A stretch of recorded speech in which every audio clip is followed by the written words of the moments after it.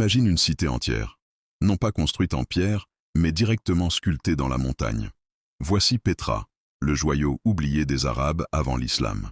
Pétra fut fondée il y a plus de 2000 ans, au cœur de l'actuelle Jordanie, par les Nabatéens, un peuple arabe du désert. Ce peuple de commerçants nomades devint incroyablement riche en contrôlant les routes caravanières. L'encens, l'or, les épices et la soie passaient par leur cité. Mais au lieu de bâtir comme les autres civilisations, les Nabatéens firent un choix radical. Ils sculptèrent leur ville directement dans la roche. Pétra n'était pas seulement belle, elle était aussi un chef-d'œuvre d'ingénierie.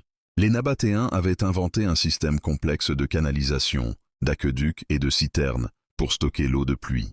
Grâce à cela, ils transformèrent une vallée aride en un centre agricole prospère, capable de nourrir toute une population. Au cœur de Pétra, les voyageurs découvraient des temples, des tombeaux et des palais directement sculptés dans les falaises.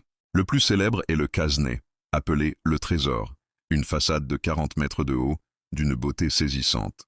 Les colonnades, les statues et les motifs taillés dans la roche rose impressionnaient les marchands venus des 4 coins du monde. Pétra était un carrefour des civilisations, mêlant influences grecques, romaines et orientales. Mais la gloire de Pétra ne dura pas éternellement.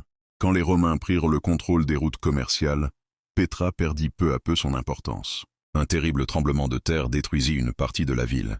Puis elle fut abandonnée, oubliée, engloutie par le désert pendant plus de 1000 ans.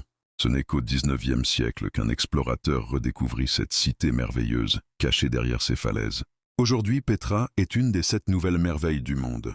Elle nous rappelle qu'au cœur du désert, un peuple visionnaire a sculpté sa grandeur dans la pierre. Et qu'aucun empire, même oublié, ne disparaît totalement tant que ses œuvres parlent encore au monde.